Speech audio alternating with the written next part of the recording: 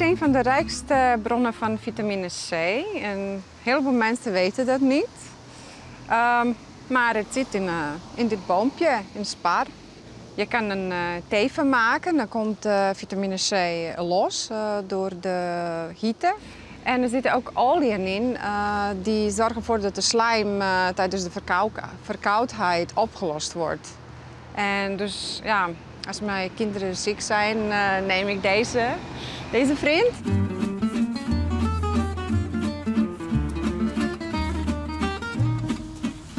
Gewoon met de blote handen? Gewoon met de blote handen, ja. Prikt dat niet? Niet altijd. Niet altijd. Leg eens uit. Planten kunnen jou voelen.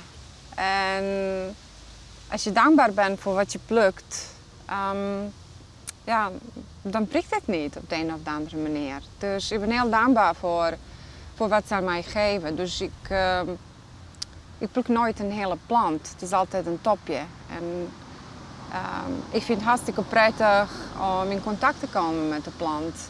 Want planten hebben energie en wij ook. Dus we kunnen elkaar voelen. Even bloemen plukken. Nee, wel onkruid. Ja. 10 jaar geleden werd ik hartstikke ziek. En ik had lupus, dat is een auto-immune aandoening. Fibromyalgie en ja, in Engels is het IBS. Irritable Bowel Syndrome. Ik weet het niet meer, hoe is het in Nederlands? Dat heeft mijn lichaam hartstikke veel verzwakt en ik was echt op. Ja, ik ging naar verschillende alternatieve doktoren, die hebben mij enorm geholpen. Maar op een gegeven moment dacht ik van, ja, moet ik steeds naar iemand toe om antwoorden te krijgen? Toen begon ik meer naar mezelf te luisteren. Eigenlijk merkte ik gewoon dat zodra ik wat onbewerkte voedsel ging eten, dat ik beter van werd. Dat ik meer energie kreeg en meer enthousiasme. En zo is het eigenlijk begonnen. En de laatste 5 jaar ben ik 100% trouw. Gebruik fantasie zou ik zeggen. Ja, alles mag.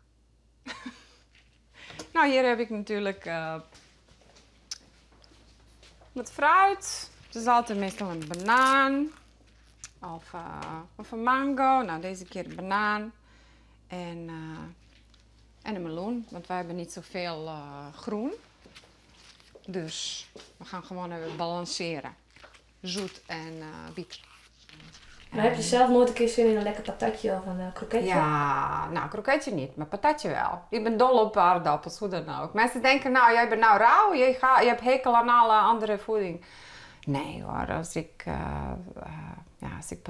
gebakken patat ruik, ja, zeker. Vooral omdat je omsingeld bent met mensen die het lekker vinden. En dat sociale gedeelte is wel lastig en vervelend. Want je staat altijd buiten dat kringetje. Maar eet je het dan wel? Af en toe neem ik een patatje. Maar ik betaal er wel een prijs voor.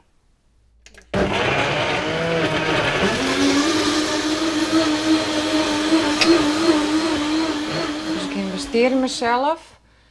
En ja, ik krijg het ook terug. Een gezonde lichaam. En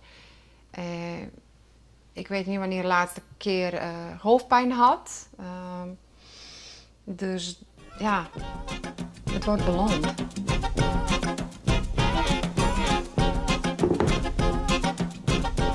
Proost!